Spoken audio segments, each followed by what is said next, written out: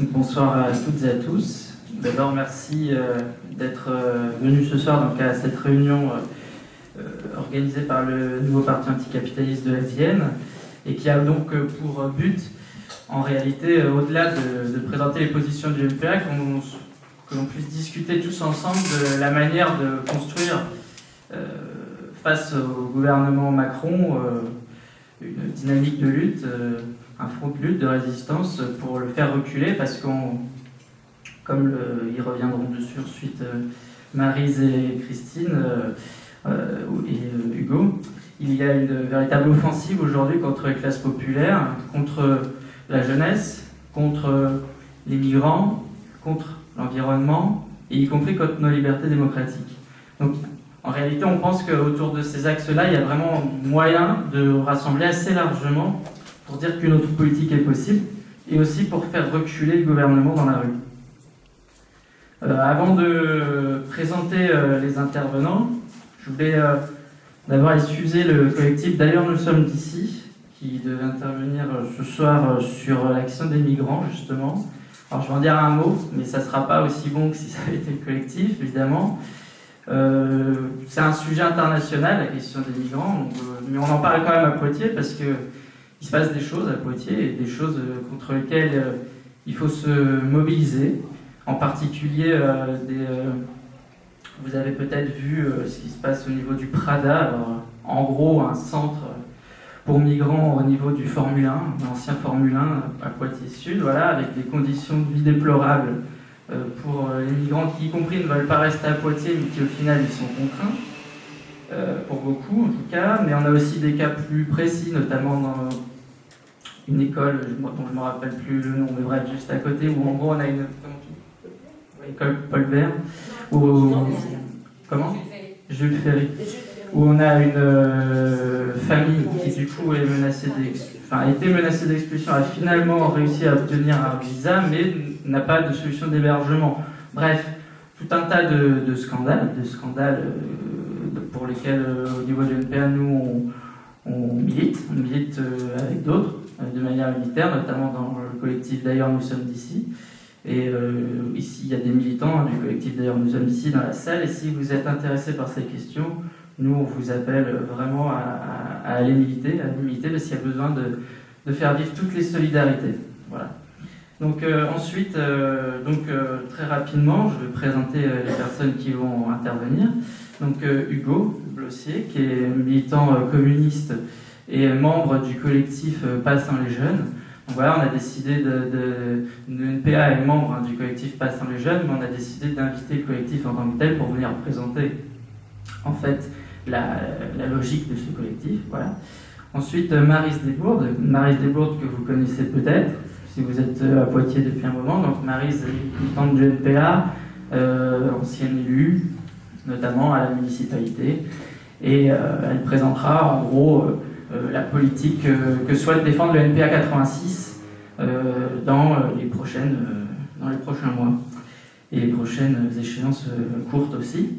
Et enfin Christine Poupin, donc, qui est porte-parole nationale du NPA et qui va elle venir présenter la même chose que Maryse, mais au niveau national en gros.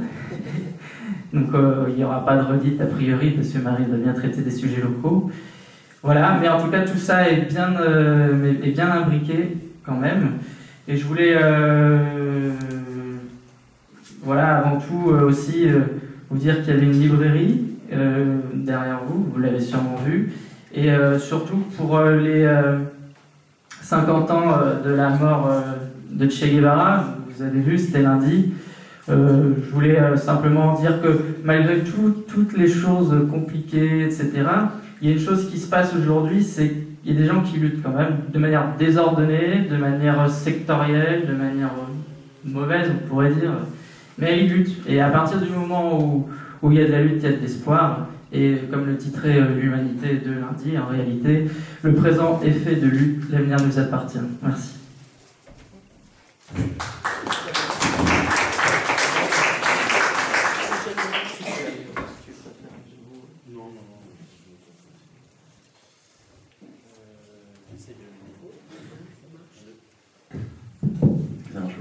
Bonjour, donc merci Alex pour l'invitation. Je remercie Alex parce qu'en fait c'est en arrivant qu'il m'a proposé d'intervenir à la tribune, donc j'ai rien du tout préparé. J'avais prévu de venir assister et participer, pourquoi pas, au débat. Mais je vais être capable de vous présenter un peu le collectif Passant les Jeunes de la Vienne. Et puis je m'excuse aussi d'abord parce que je risque de devoir partir un peu plus tôt. Donc je ne sais pas si on aura fini d'ici là, si la soirée sera finie. Donc oui, je suis militant communiste, et notamment chez les jeunes communistes de la Vienne. Le collectif, en fait, il a un peu d'histoire maintenant, puisqu'il vient d'une plateforme nationale héritée de la bataille contre la loi El Khomri.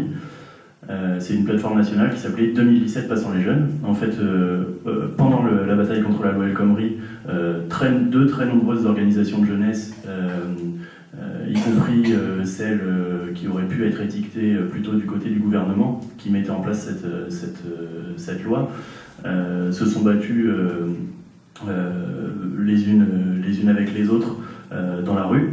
Et à ce moment-là, ces organisations se sont dit, c'est trop dommage après le combat d'en rester là, de ne pas continuer un combat commun, de ne pas porter une voix plus forte tous ensemble, et donc on construit la plateforme 2017 Passant les Jeunes qui permettait, avec tout un tas de revendications que vous pourrez trouver sur internet, de porter des revendications pour les élections, et notamment pour les porter auprès des candidats aux élections présidentielles, et localement on avait relayé avec un appel pour les candidats aux élections législatives.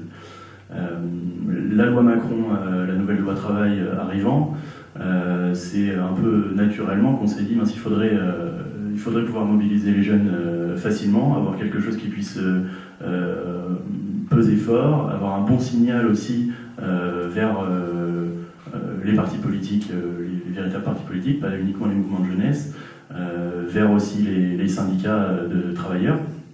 Et on s'est dit, on a une plateforme qui existe déjà, on a des contacts qui se font aussi entre responsables, entre militants, et donc on peut essayer de réactiver ça, et même de l'élargir. Donc c'est créé avant la première manifestation du 12 septembre, la plateforme Passant les Jeunes 86, qui a été, je crois, la première en France d'ailleurs de ce genre, qui a fait quelques émules à droite à gauche, peut-être pas assez. Et donc, je vais essayer de citer tous les participants de tête, donc le NPA, les jeunes communistes, les jeunes socialistes, le mouvement du 1er juillet 2017, donc les soutiens de Benoît Hamon, la jeunesse ouvrière chrétienne, le mouvement rural des jeunes chrétiens, qui sont des mouvements d'éducation populaire plutôt, les jeunes CGT, France Insoumise Jeunes, qui pour l'instant on n'a jamais vu de représentants, mais qui nous ont toujours dit qu'ils soutenaient l'action, malgré d'ailleurs des ordres inverses de leurs responsables qui leur disent non, ne participez pas, et eux ils ont dit bon aussi ça nous convient, donc c'est à noter. J'en oublie sûrement, malheureusement l'UNEF, voilà. Tous ces gens-là participent et ont été assez d'accord rapidement pour un appel commun. Alors voilà, on sait, le contenu c'est surtout, on va être contre cette loi, il faut la faire reculer et il faut essayer de mobiliser tous ensemble. Ça a un intérêt, c'est qu'on peut coordonner un peu nos actions pour être assez présent sur les facs, je pense que là, par exemple, avant le 10, on a réussi à être très, très organisé au niveau militant. Voilà. Après, on voit aussi les limites de ce collectif. C'est-à-dire qu'il y a presque toutes les conditions pour que la jeunesse se mobilise massivement. Il y a des grosses attaques envers la jeunesse, notamment l'université, avec des projets de loi très agressifs sur l'université, la baisse des APL qui va toucher aussi les jeunes. Il y a tout un tas de choses comme ça qui devraient mobiliser les jeunes. Un collectif très large où chacun peut se retrouver et où, même si on n'est pas dans une organisation machin et qu'on veut militer, qu'on veut s'engager, on peut s'y retrouver. Et pourtant, la mobilisation chez les jeunes, en tout cas à Poitiers, et j'ai pas l'impression que ce soit excessivement massif aussi en France, n'a pas vraiment décollé. Voilà, c'est ma petite analyse, et puis je pense en rester là pour ce soir.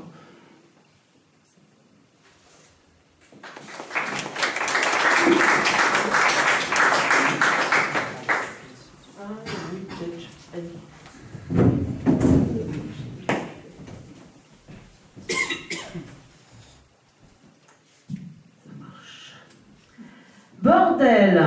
Le gouvernement n'est pas feignant pour appliquer sa politique antisociale. Tout pour les plus riches et les grandes entreprises. Les classes populaires trinquent et vont trinquer.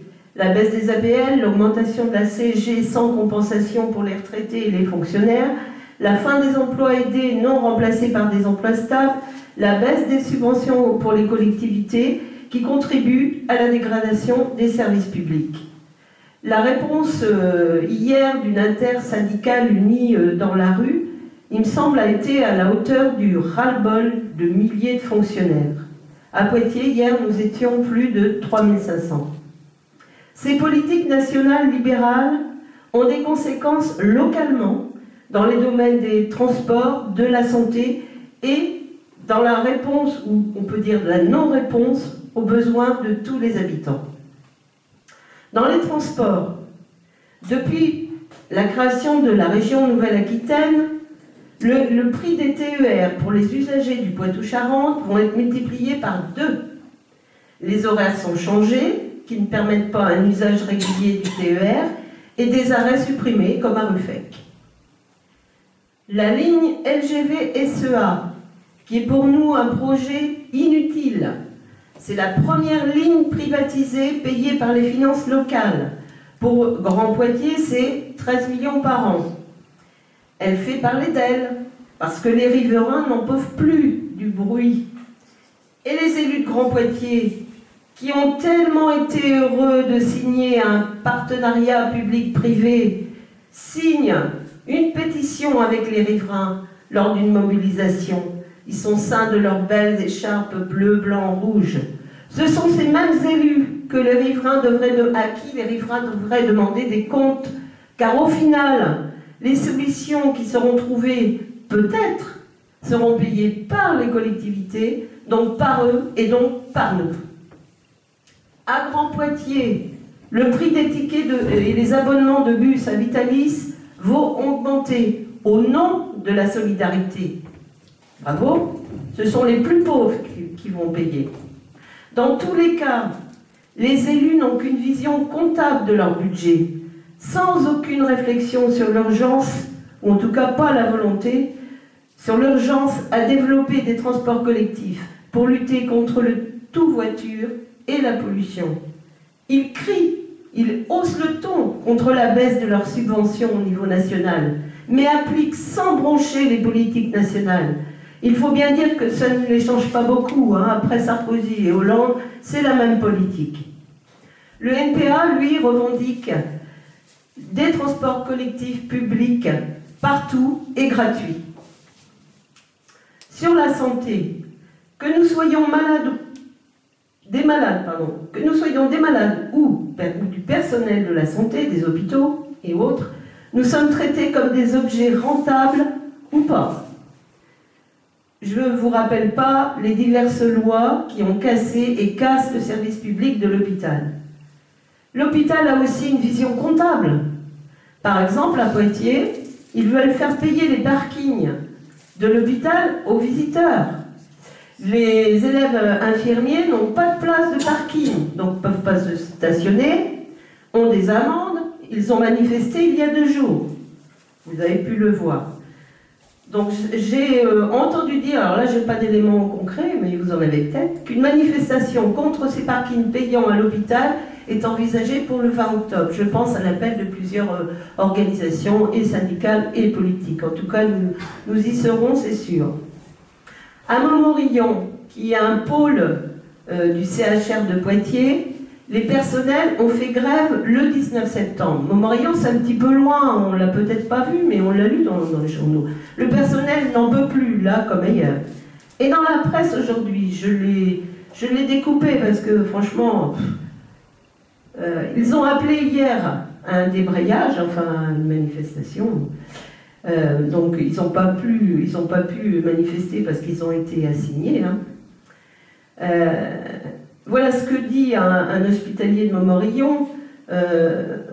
On en a assez de revenir sur nos jours de repos, nos vacances, être en sous-effectif, ne plus les moyens des moyens d'accomplir nos missions, courir toute la journée, être dans le mal-travail, vivre dans la précarité, ne pas avoir un salaire décent. Je crois que ça, on l'a entendu aussi hier chez beaucoup de manifestants. Et vous savez ce que le directeur du CHU de Poitiers a déclaré aux grévistes? La démocratie, c'est moi. Ça vous rappelle pas quelqu'un là qu'on connaît en ce moment là? Je crois qu'il fait du macronisme bien. Hein. Et il refuse la présence syndicale en soutien des grévistes, parce que les grévistes, ce sont les organisations syndicales et des non-syndiqués. Là aussi, il applique les décrets Macron, lui, je crois. Hein, il a bien compris. Hein.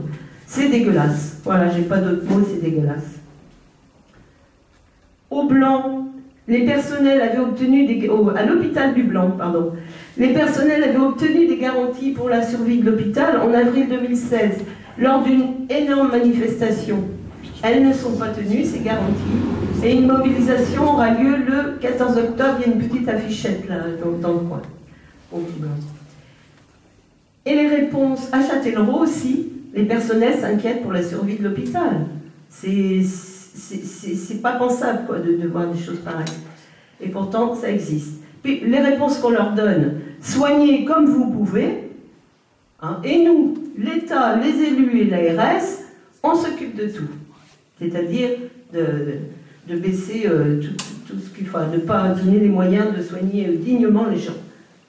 Mais j'ai une réflexion en faisant cette petite intervention. Le président du conseil de surveillance de l'hôpital de Poitiers, c'est Alain Claes. Je trouve qu'il est pas très bavard sur la question. Hein. Il est contre les parkings payants, mais bon, il a peut-être un poids quand même. Hein. Voilà, bon, s'il m'entend. Et puis, je vais aborder la criminalisation des mouvements sociaux. Je me suis entraînée, mais pourtant, ça bloque tout le temps. On sait ce que ça veut dire pourtant. Dans la Vienne aussi, la répression est à l'œuvre. Elle prend plusieurs visages. Il y a d'abord les contrôles d'identité permanents des militants et des militantes, jusque dans les facs. Il y a une politique de la peur mise en place par la police. L'objectif étant clairement de dissuader les personnes politisées à gauche d'aller manifester. Enfin, il y a aussi une politique de criminalisation avec des convocations policières et judiciaires. Aussi, 9 personnes vont passer devant le tribunal correctionnel le 17 novembre pour être allées manifester sur les rails près de la gare de Poitiers, avec l'intersyndicale et quelques 500 autres personnes. Le 19 mai 2016, nous étions alors en pleine mobilisation contre la loi travail. De nombreuses militants et militantes du NPA étaient d'ailleurs présents. Mais seulement 11 personnes, puis 9 sont poursuivies. Ne le cachons pas, c'est bien à une répression politique que nous assistons. Les 9 prévenus sont en réalité des militants et militants bien connus syndicalement au sein de Solidaire ou politiquement dans les milieux anticapitalistes et libertaires. Il y a une volonté de mater les plus radicaux. Mais ne nous y trompons pas, c'est tout le mouvement social qui est attaqué dès lors qu'un ou une seule militante manifestant est victime de la répression. La réaction du mouvement social doit être à la hauteur de l'attaque. Dans l'unité la plus large, nous devons rappeler que nous étions toutes et tous sur les voies avec les 9, ou que nous aurions pu l'être. Nous devons faire bloc en mettant de côté les divergences politiques et stratégiques, car même si celles-ci sont réelles, l'enjeu est de mettre un frein à un danger qui nous guette toutes et tous, la répression de l'appareil d'État capitaliste. Il y a une pétition sur la table, là-bas au fond, si vous ne l'avez pas signée. Donc pour conclure, localement et nationalement, nous devons continuer à nous mobiliser avec la conviction qu'il est possible de gagner.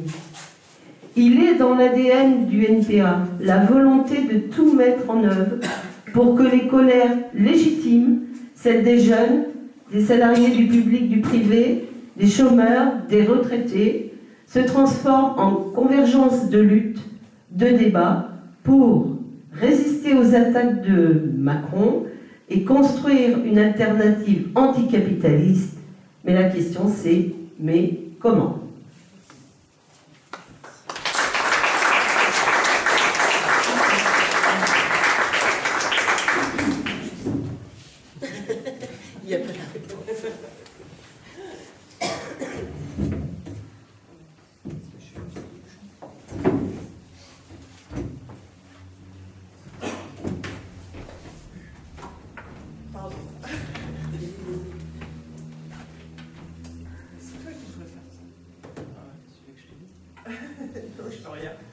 Bien, bonsoir à toutes et tous. Alors, Macron, quand il s'est fait élire, c'était, vous savez, le gars du en même temps, le gars du à la fois de droite et de gauche. Et en fait, depuis qu'il est au gouvernement, on voit qu'il est et de droite, et que les mesures qu'il prend sont effectivement du plus pur jus néolibéral, complètement décomplexé, et avec en plus le fait de frapper dur, fort et vite. C'est ce qu'on peut constater. Alors, je ne vais pas forcément rentrer dans le détail de l'ensemble des mesures, parce que c'est totalement déprimant. Bon. Peut-être essayer de gratter derrière tout ça, qui a l'air comme ça d'un gigantesque paquet qui nous est jeté à la figure, avec le fait que peut-être il y en a tellement qu'en fait on ne va pas tout voir. Bon, pour essayer de voir un peu la logique qu'il y a derrière tout ça. Alors, le premier truc, effectivement, c'est l'idée de finir le boulot sur la loi travail, c'est-à-dire qu'on avait eu la loi travail version 2016, et puis on a la version loi travail XXL, version 2017. Ce qu'il y a derrière, je pense qu'il faut prendre au sérieux ce que dit Macron, c'est-à-dire cet aspect, il faut finir le travail. La France est en retard, bon, du point de vue des capitalistes, c'est-à-dire qu'il y a encore trop de protection pour les salariés, globalement, et pour les couches populaires en général.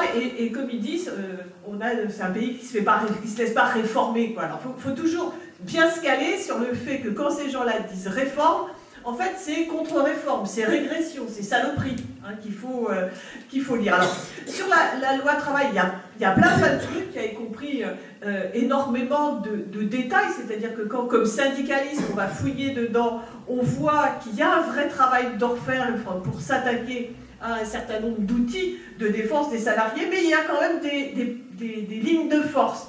Les lignes de force, c'est la précarisation des salariés, et c'est la mise en concurrence, c'est la fameuse concurrence libre et non faussée, mais appliquée aux salariés.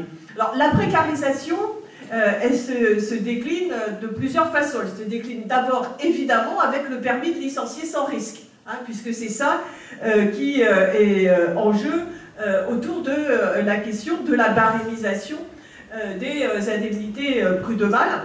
Ce qui est savoureux, c'est que dans la bouche du MEDEF, ça s'appelle la sécurisation des patrons, puisque les patrons craignent ce qu'ils appellent l'insécurité juridique. C'est-à-dire que de ne pas savoir, quand ils enfreignent la loi, puisque ce dont il est question, il faut bien garder en tête ce dont il est question.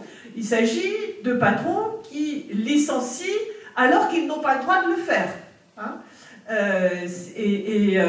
C'est très, très traumatisant et inquiétant pour eux de ne pas savoir à quelle hauteur ils vont être punis.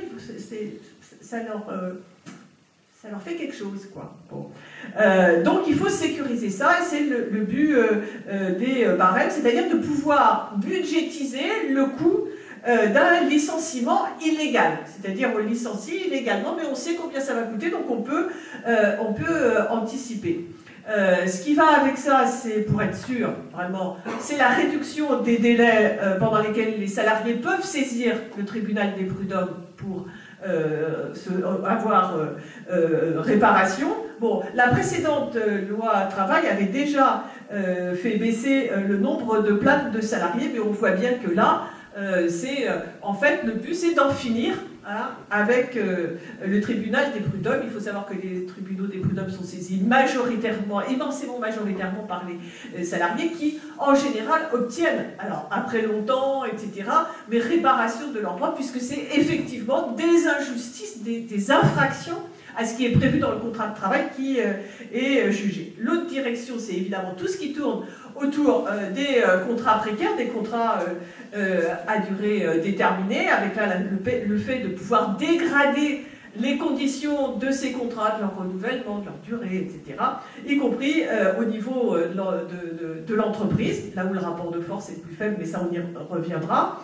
Et puis c'est surtout la création, parce que c'est des gens innovants quand même, hein, et donc ça, bon, voilà, de ce fameux contrat de mission. C'est-à-dire que jusque-là, il s'appelle en plus ça CDI de mission. Bon, jusque-là, un contrat à durée indéterminée, ça voulait dire un contrat de travail qui n'avait pas de fin. Alors c'est pas complètement nouveau, ça existait déjà dans certains secteurs. Bon, mais aujourd'hui, un contrat à durée indéterminée, ça veut dire un contrat dont le salarié, lui, ne sait pas la fin, mais dont la date de fin va être déterminée de manière totalement unilatérale par le patron, qui lui va décider que le job est fini et que terminé, merci, ou pas merci, mais en tout cas au revoir. Il faudrait rajouter un certain nombre de choses qui vont dans le même sens à la rupture conventionnelle collective.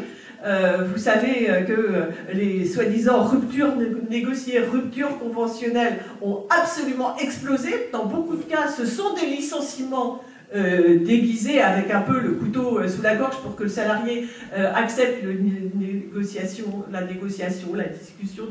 Vous imaginez la discussion et la négociation, quand juste celui d'en face, qu'il y en a un qui a le droit de décider de vous foutre à la porte et vous avez juste le droit de dire oui.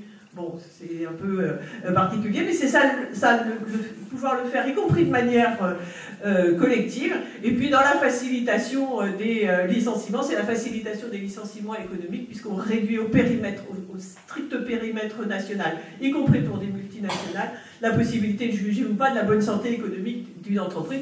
C'était déjà assez compliqué pour les salariés, pour les syndicalistes de se faire une idée sur bonne santé, pas bonne santé. Bon, mais là, ça va être encore plus compliqué. Donc voilà, ça, c'est vraiment l'aspect de précarisation qui est un truc vraiment de fond. Donc de sécurisation des patrons et d'insécurisation des salariés. L'autre gros truc de la loi travail, c'est ce qu'on appelle l'inversion de la hiérarchie des normes. Et là, on revient sur quelque chose qui était vraiment un principe organisateur, quelque chose de fondamental, c'est-à-dire l'idée qu'il y avait le code du travail. Bon, ça avait déjà été pas mal amputé, hein, mais il y avait le code du travail. Ça, le code du travail, c'était la loi. C'était le minimum garanti à toutes et à tous. Et ensuite, tout ce qui se négociait ne pouvait qu'améliorer ça. Donc au niveau des branches, on ne pouvait qu'améliorer ce qu'il y avait dans la loi. Puis au niveau de l'entreprise, on ne pouvait qu'améliorer ce qu'il y avait dans l'entreprise. Ça a longtemps servi, y compris à tirer la loi vers le haut. C'est-à-dire qu'une entreprise pouvait avoir un certain rapport de force, se battre, acquérir un certain nombre de droits qui ensuite pouvaient être étendus dans une branche, et puis ensuite ça pouvait éventuellement intégrer la loi. Ça s'appelait le principe de faveur. Bon, là, c'est vraiment en finir avec ça, c'est faire en sorte que la dégradation des conditions de travail, des conditions de salaire, des protections des salariés devient un argument de la concurrence entre les entreprises. Puisque un employeur va dire, voilà, la situation est compliquée, donc il y a la concurrence, etc., etc. Donc on va baisser les salaires, travailler plus longtemps, retirer des jours de congé, je sais pas, enfin des trucs pas sympas.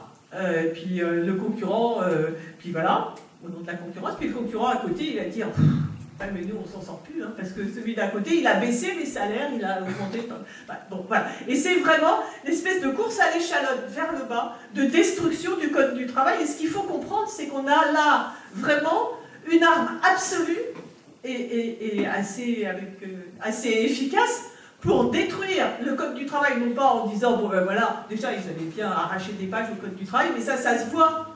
Bon, mais c'est un peu, en fait, plutôt une sorte de mitage par le bas, une espèce de course à détricoter, et vraiment, ce fait que la concurrence, la mise en concurrence des salariés devient un des paramètres essentiels de la concurrence entre les capitalistes. Bon, on avait déjà ça avec la mondialisation capitaliste, on a ça maintenant à l'échelle nationale. Il faudrait rajouter tout ce qui va ensuite, qui accompagne ça, c'est-à-dire la destruction des outils de défense des salariés. Alors on avait déjà eu des gros coups contre d'autres outils qu'on utilise, que ce soit la médecine du travail, que ce soit l'inspection du travail. Bon, mais là, c'est les institutions de représentation des salariés. Je pense qu'il ne faut surtout pas dire que c'est la fusion des outils. C'est pas la fusion, c'est la disparition avec la création de quelque chose d'autre, qui a les mêmes initiales que ce qui avait été créé par Pétain dans les entreprises. Ça s'appelait comme ça aussi. Et la principale victime, je pense qu'il faut l'avoir en tête parce que c'est pas anodin, ce sera le CHSCT, c'est-à-dire cette instance qui avait comme mission la défense des conditions de travail, de santé, quand on sait ce que sont les conditions de santé, de risques psychosociaux, etc. dans les entreprises, c'est évidemment quelque chose de très très important. Je le dis, c'est pas une parenthèse et c'est pas un coup de chapeau. Évidemment, toutes ces dégradations-là vont encore aggraver la situation des femmes salariées, puisque les femmes salariées sont majoritaires dans le précariat, majoritaires dans les petites entreprises, et sont évidemment celles qui vont être dans les premières à être victimes de ces mesures. Bon, ça c'est une partie, c'est l'affaire. Je parle déjà depuis trop longtemps, c'est l'affaire du Code du travail. On a de la même façon un budget qui est un budget d'austérité, tu l'as dit, avec des trucs extraordinaires de réduction des APL, de suppression des emplois aidés à un bout, et puis de quasi-démantèlement de l'ISF, avec un truc dans lequel, y compris eux-mêmes, ont réussi à se brûler les pieds, parce que quand même, c'était quand même un peu trop visible. Et puis, l'étape d'après, qui est déjà annoncée, c'est l'assurance chômage et puis les retraites. Là, je voudrais juste insister un tout petit peu sur l'affaire de la CSG, parce que évidemment, bon, c'est une saloperie évidente, immédiate, d'augmentation d'1,7 point de la CSG, quand on dit, bon, ben voilà, c'est pour l'essentiel, la majorité des retraités, hein, c'est ceux qui nous disent que c'est pour les retraités riches, au-dessus de 1 200 € quand même. C'est royal. Donc c'est évidemment une saloperie à ce titre-là. Évidemment, ça sert aussi à maintenir le blocage des salaires des fonctionnaires. Mais je dirais que c'est quasiment pire pour les salariés du privé, au sens où on nous vend la compensation par la baisse ou la suppression des cotisations maladie et des cotisations chômage. Je ne reviens pas très très longuement sur le fait que pour nous, il y a le salaire. Point. Que dans le salaire, il y a une partie qui est en bas à droite de la feuille de paye, qu'on touche directement tous les mois, et puis il y a une partie qui est socialisée et qui sert à payer la protection sociale, maladie, retraite, chômage, etc. etc. Bon. Et que c'est ça qui est remis en cause. C'est-à-dire que quand on bascule de ces cotisations, de cette protection sociale, dont il faut rappeler qu'elle fut un temps. Et c'était parfaitement normal puisque c'est du salaire géré, y compris par les salariés, avec beaucoup de dégradation ensuite, à quelque chose qui sera de l'impôt, puisque la CSG c'est de l'impôt, et que derrière ce qu'il y a en perspective, c'est y compris, parce que là c'est pareil, on nous fait le coup de, oui, on diminue la part salariale, donc les salariés du privé vont royalement voir leur salaire augmenter. Bon, c'est évidemment, c'est comme ce jeu-là où on ne retrouve jamais la bonne carte, vous savez, des trucs, on ne sait plus où c'est passé, ça s'appelle le bonneto, je crois. C'est exactement ça, on ne sait pas où est passée la carte, mais ce qu'il y a derrière, c'est deux choses. C'est la préparation, y compris de la suppression de ce qu'on appelle faussement la part patronale, puisque pour nous tout est comme ça, mais en tout cas c'est une baisse de ce que les patrons appellent le coût du travail, parce qu'ils se gourrent pas, hein, quand ils parlent ils parlent de notre salaire, globalement ils appellent ça le coût du travail, c'est dégueulasse, mais ce qui est vrai, c'est que c'est l'ensemble, c'est à la fois le salaire et les cotisations. Donc ça prépare la disparition de cette part-là, et surtout, ça prépare ce qui est annoncé derrière, autour de l'affaire de l'assurance chômage, c'est-à-dire la fin de toute discussion paritaire autour, alors dont on peut penser beaucoup de mal, mais on est sûr que ce sera pour du pire, et derrière encore l'affaire des retraites. Donc voilà, c'est-à-dire ce que je veux dire derrière tout ça, c'est qu'on a des choses qui sont extrêmement structurantes, c'est-à-dire qu'ils sont vraiment un changement de société avec la disparition. Alors, ce que j'ai dit sur le code du travail, ce qui se passe là sur la question de la protection sociale, et évidemment tout ce qui est en jeu autour de l'affaire des fonctionnaires, puisque quand on dit fonctionnaire, on ne dit pas seulement fonctionnaire, on dit aussi service public, et quand on parle de la disparition de 120 000 postes de fonctionnaires d'ici 5 ans, c'est effectivement là encore la mise à mort de toute une série de services publics.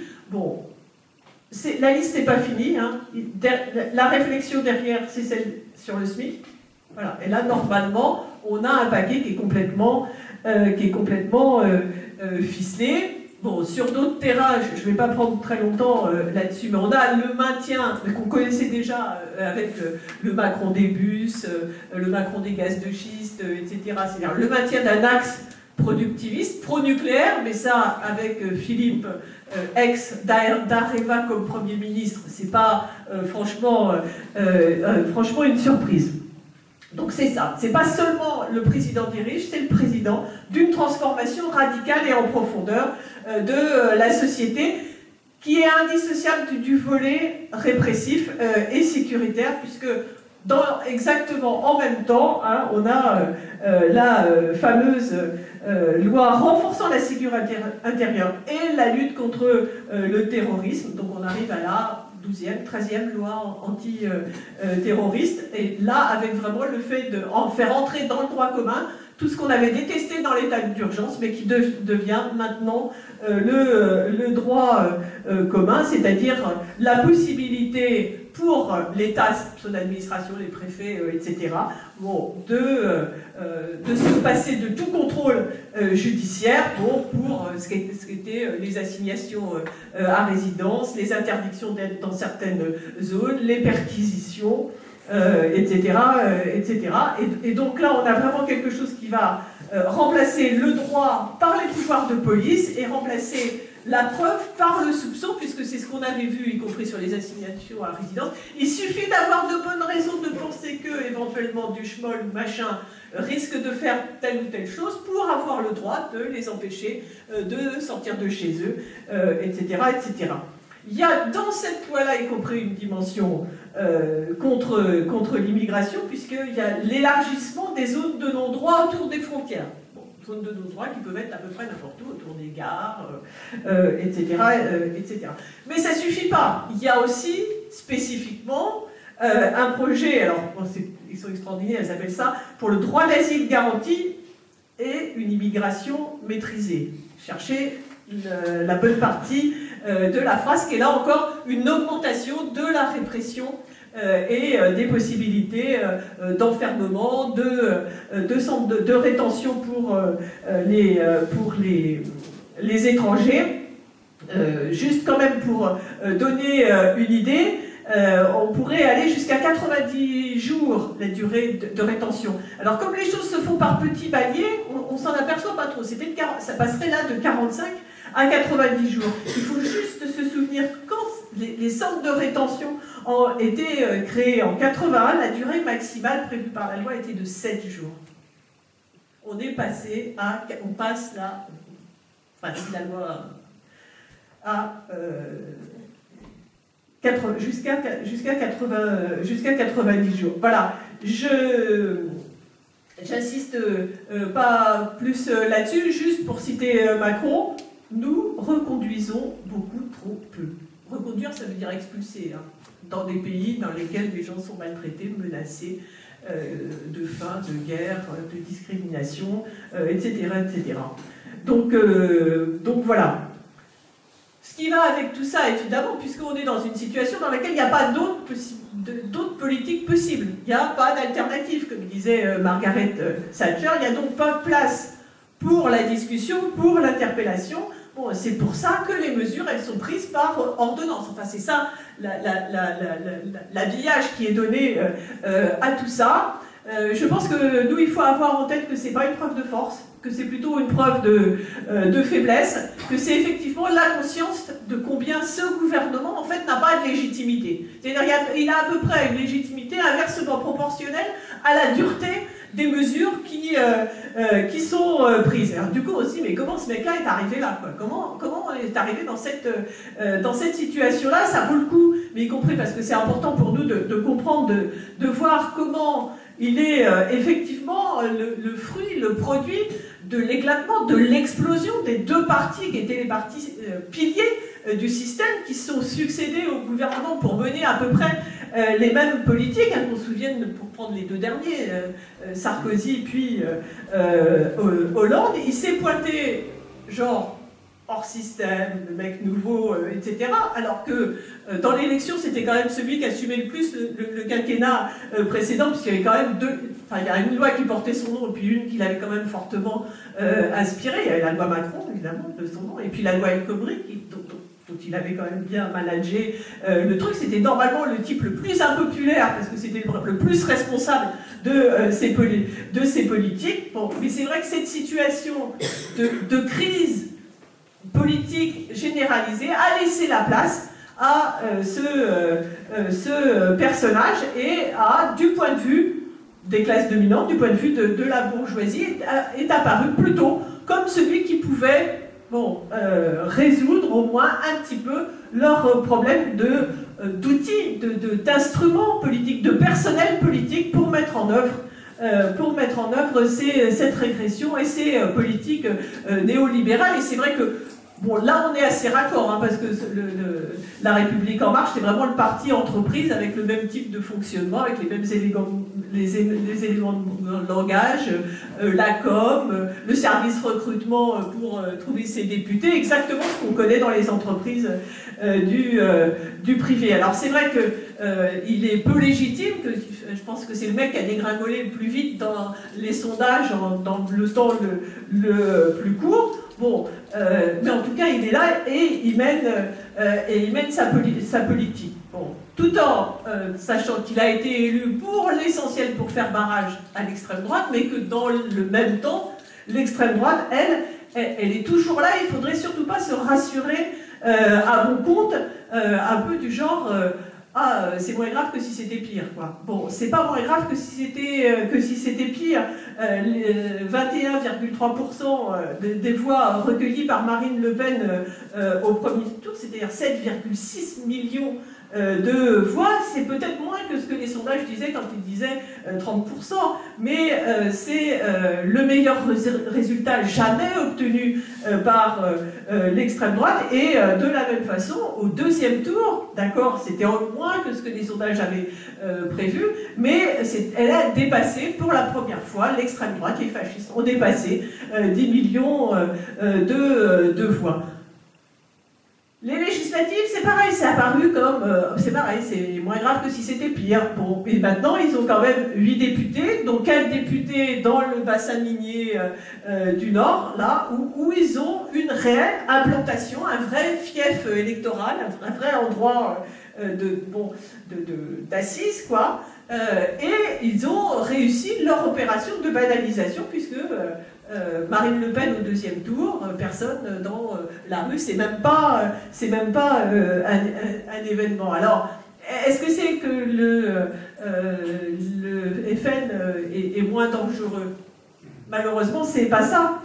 C'est que globalement, on a un discours politique qui s'est déplacé sur le terrain de l'extrême droite. On a une sorte de contagion des discours anti-égalitaires, racistes, sécuritaires, islamophobes, qui jusque-là étaient des marqueurs de l'extrême droite. Et évidemment que la question de la déchéance de nationalité faite par un gouvernement, enfin tentée par un gouvernement du PS, a été une des plus belles illustrations. Bon, mais ça n'empêche pas que le Front National, du point de vue de ses références, du point de vue de sa direction, du point de vue de son histoire, ça reste des fascistes, que certes, sur son électorat, ça mélange plein de choses différentes, à la fois des classes populaires, oui, qui sont frappées par les ravages de la mondialisation néolibérale, des gens qui ne voient pas de futur, qui ne voient pas d'avenir, et puis des vraies fractions réactionnaire de la bourgeoisie, qu'il y a un débat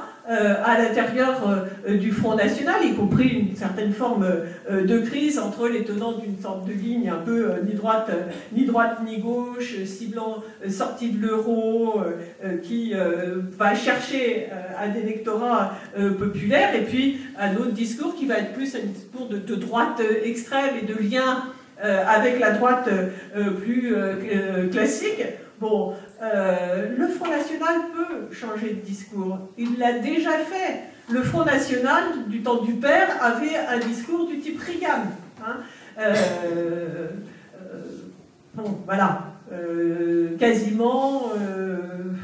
ouais, c'était plutôt ça. Et puis, et ultra-libéral, et a été capable de passer à une sorte de vernis antilibéral.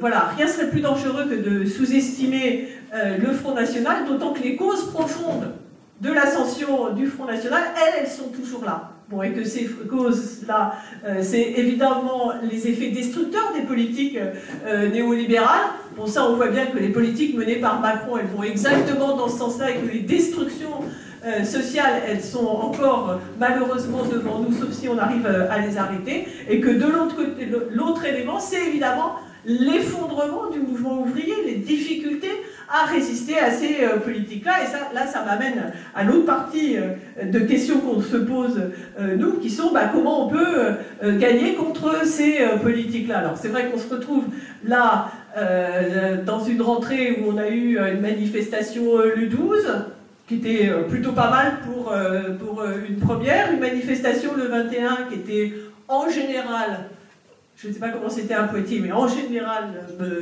plus petite, avec une relativement faible participation des salariés de la fonction publique. Alors sans doute que le fait que la manifestation, que la journée du 10 octobre ait été annoncée a joué. Je pense sincèrement, si on veut être tout à fait honnête entre nous, que si ça a joué de manière marginale.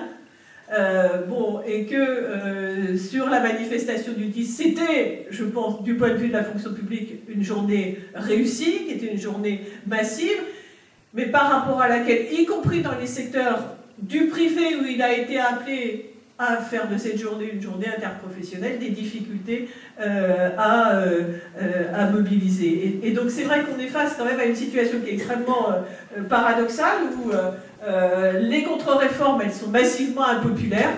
C'est pas vrai qu'il y a une adhésion à ce que fait Macron, tout le monde trouve que c'est dégueulasse, comme tu dis, mais tu as raison. Et en même temps, on a en face un front de résistance qui est extrêmement affaibli, qui est plus faible que celui qu'on avait en 2016, et c'est ça qu'on a à analyser, c'est-à-dire qu'on a cette division syndicale. On peut trouver plein d'explications ou pas à la position de Force ouvrière, qui est quand même vue comme ça relativement incompréhensible, parce que je ne vois pas pourquoi ce qui était mauvais en 2016 deviendrait moins mauvais en 2017 quand c'est plutôt pire. Enfin bon, voilà. Mais ce qui est plus préoccupant pour nous, c'est y compris les difficultés, y compris chez les salariés, où il y a quand même un peu cette idée que la défaite, elle est déjà consommée. Donc il faut arriver à comprendre le pourquoi de ces choses-là. Le poids des défaites sur le code du travail ou sur les retraites pèse dans un certain nombre de secteurs qui avaient été fortement mobilisés. C'est le cas, moi, pour un secteur que je connais bien, qui est celui du raffinage, qui s'était énormément mobilisé avec des grèves reconductibles en 2010 et en 2016, et pourtant on a perdu. Et puis la contre-révolution néolibérale, c'est pas juste un truc comme ça, c'est un truc qui a des effets sur la vie quotidienne. Ça a des effets en termes de chômage, en termes d'éclatement des grosses unités de production, des grands centres industriels, dont beaucoup sont déstructurés ou détruits. C'est aussi la destruction des collectifs de travail à l'intérieur même des entreprises, c'est-à-dire que la précarisation, la sous-traitance, l'intérim, etc., bon, tout ça fait son œuvre, et c'est vrai qu'il n'y a pas aujourd'hui de secteur qui va dire on y va et on y va pour les autres, ça ne fonctionne pas. Bon. Et donc cette question, dans les bagarres qu'on a amenées, la question de l'unité est sans doute la question essentielle. Elle passe par l'unification des secteurs qui sont divisés par les modifications, par les différents statuts, les différentes conditions d'emploi, de non-emploi, d'âge, d'oppression, de genre ou d'origine. Voilà. Et donc, quelle peut être cette unification? Pour nous, cette unification, elle peut être qu'une unification politique contre le gouvernement, contre ses ordonnances, et comme on dit à Notre-Dame-des-Landes, contre les ordonnances et leur monde. Bon, puisque derrière, j'ai essayé de le montrer, il y a toute une logique, et c'est bien un autre monde qui veulent nous imposer. Alors, évidemment, il y a cette question de l'unité, elle concerne ça, c'est cette explosion un petit peu de nos statuts et de nos situations. Il ne faut pas faire l'impasse non plus, évidemment, sur l'unité des organisations syndicales, l'unité des organisations politiques, du mouvement social. Bon, aussi pour le message que ça envoie, c'est-à-dire le sentiment de force quand on est un peu tous ensemble, ou de faiblesse quand bah non, on est divisé. Bon. Et ça joue sur le moral, mais souvent le moral, c'est extrêmement important pour se mobiliser. Bon. Et je pense qu'il faut avoir en tête le fait qu'une victoire contre ce gouvernement, même partielle, bon, ça dépend de notre capacité à faire éclater vraiment une crise politique qui fasse que Macron ne puisse pas, bon, ne puisse pas appliquer son programme. Bon. Et une crise comme ça, elle peut être que le fruit de convergence de plusieurs facteurs. Il n'y a pas une recette magique.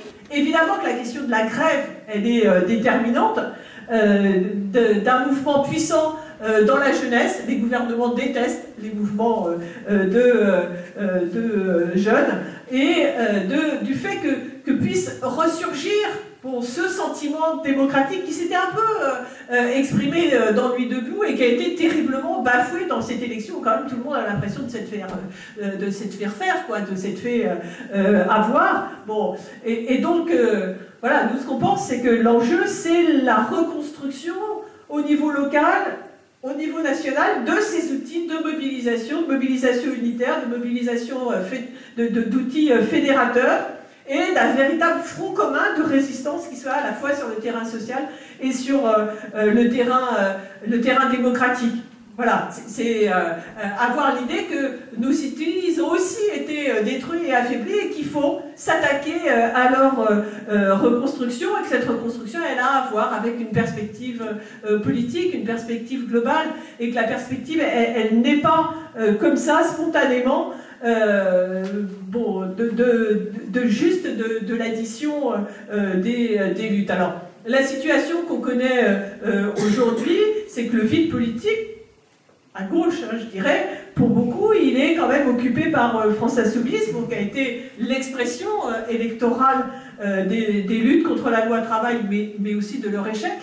De leur échec, il faut, je crois, être capable de comprendre qu'en même temps, le score de Jean-Luc Mélenchon, qui est un excellent score, 19%, c'est un très bon score, c'est un vote de casse contre la loi travail et l'austérité, contre les grands projets productivistes, contre l'état d'urgence, contre la chasse aux migrants. Voilà. C'est un succès contre l'extrême droite et contre la droite et contre le Parti socialiste. Bon, mais pas que. Voilà. Que dans le fond et dans la forme, c'est pas nous qui le disons, Jean-Luc Mélenchon l'a voulu comme ça, cette candidature, elle était une rupture avec tout ce qui existait avant, hein, une rupture y compris avec le Front de gauche, avec les partis qu'il y avait dans le Front de gauche, pour construire quelque chose qui soit plus un cadre unitaire, mais qui soit un rassemblement d'insoumis et d'insoumises autour de lui. Voilà, dans une organisation dont on est quand même obligé de constater qu'elle est plutôt, malgré son apparence d'horizontalité, elle est quand même dans un verticalisme descendant, marqué aussi par le refus de toute démarche unitaire. Bon. Sur le fond, ce que dit Jean-Luc Mélenchon, c'est qu'il veut rassembler le peuple contre la caste, contre l'oligarchie financière. Bon, il faut regarder de près ce qu'il y a. Il y a quand même quelque chose qui viserait un mauvais capitalisme financier, la finance qui serait mauvaise, mais quand même pour épargner un peu ce qui serait un bon capitalisme productif qui serait un petit peu victime de ça. Or, dans la réalité, il n'y a pas de différence entre le capitalisme financier et le capitalisme soi-disant industriel. C'est le même, ce sont les mêmes groupes et c'est la même logique. Et en vrai, son programme est un programme de relance. Quelque chose d'assez classique et d'assez banal. Ce qui est moins banal dans le discours de Jean-Luc Mélenchon, c'est quand même tout ce qui tourne autour de l'indépendantisme français, d'accent, de dénonciation de l'Europe allemande. L'Union européenne est un outil de la mondialisation capitaliste, de la déréglementation et de la mise en concurrence des salariés. On n'a pas besoin de mettre l'Europe allemande derrière, il suffit de parler des institutions de l'Union européenne pour ne prendre que cet exemple-là. Pourquoi j'insiste là-dessus ?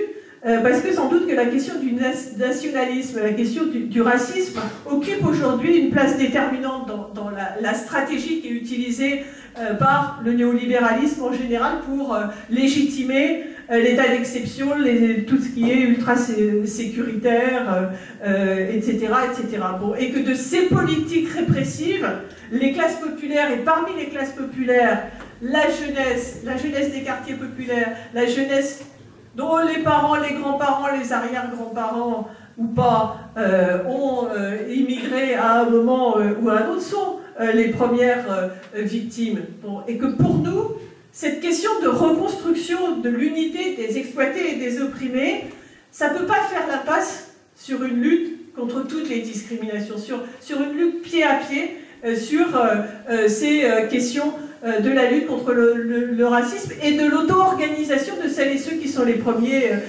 concernés. C'est sans doute là un des points aveugles, un des points les plus maltraités par le discours républicaniste de Mélenchon. Bon, et de ce point de vue-là, effacer les repères de classe et de solidarité derrière la construction d'un peuple qui se reconnaît dans son chef n'est sans doute pas la bonne réponse. Et ensuite, ça a des conséquences qui sont tout à fait embêtantes, parce que quand on est le peuple, quand on représente le peuple, on n'a pas besoin de se faire chier avec les questions d'unité. Et donc c'est tout à fait normal et logique d'appeler tout seul à une manifestation le 23 septembre. Bon, la manifestation du 23 septembre a été un succès, ça a été une belle manifestation, nous, on y était, bon. Mais après, ça a été une belle opération de France Insoumise. Mais après, alors que la question qui nous est posée aujourd'hui, c'est celle de la construction, de la reconstruction d'une alternative émancipatrice qui soit pour tout le monde et d'un mouvement qui sera nécessairement unitaire et pluriel. Alors ce projet n'existe pas clé en main, il faut arriver à le reconstruire, avoir la conviction qu'il ne se reconstruira pas en chambre close, qu'il est quelque part en germe dans toute une série de mobilisations, de mouvements sociaux, d'expériences, d'alternatives partielles, que ce soit dans des entreprises, dans des quartiers, dans des AMAP, dans des luttes comme celle de Notre-Dame-des-Landes, dans le mouvement féministe, dans les divers, dans toute la solidarité extraordinaire qui peut se construire autour de la question des migrants. Bon, que tout ça doit arriver à converger, pas à continuer des chemins parallèles, mais à converger avec la conscience que ça se heurte à un seul et même système, qui est ce système global capitaliste, pour que ce système, c'est vrai que c'est pas simplement l'exploitation des salariés, mais que c'est aussi l'ensemble de nos vies qui sont structurées et pourries et détruites par ça, et pas seulement nos vies, ce qui fait les conditions mêmes de nos vies, c'est-à-dire notre environnement, et que donc tout mouvement émancipateur ne peut être que la prise en charge de l'ensemble de ces combats. Nous, on appelle ça l'écosocialisme, de façon à bien signifier que cette dimension de prendre en compte ce qu'on ne peut pas appeler la crise, parce que la crise, normalement, c'est un moment, puis ça finit. Si on se situe du point de vue de l'écologie, et en particulier du réchauffement climatique, on n'est pas dans une crise, on est dans un basculement global de la situation, et donc tout projet doit prendre ça en compte, et sur le fait que ça ne peut s'appuyer que sur l'auto-organisation de celles et ceux qui sont directement concernés. C'est ça qu'on doit arriver à reconstruire en ranimant quelque chose qui est profond, de désir d'égalité, d'aspiration à dessiner un monde qui soit effectivement un monde commun où vivre bien, en articulant à la fois la nécessité de s'affronter avec ce pouvoir, avec ce gouvernement, et puis en même temps de prendre en charge une autre organisation de la vie même, puisque le demain qu'on veut, il est aussi présent dans les luttes qu'on mène aujourd'hui. Voilà, c'est pas une recette toute faite, c'est plutôt l'idée que c'est un chemin à parcourir, mais je crois qu'il n'y a pas de raccourci. Si on veut vraiment avoir la discussion sur comment sortir de la situation dans laquelle on est aujourd'hui, on est obligé de se dire qu'on aura ce chemin-là à parcourir et à parcourir ensemble. Merci.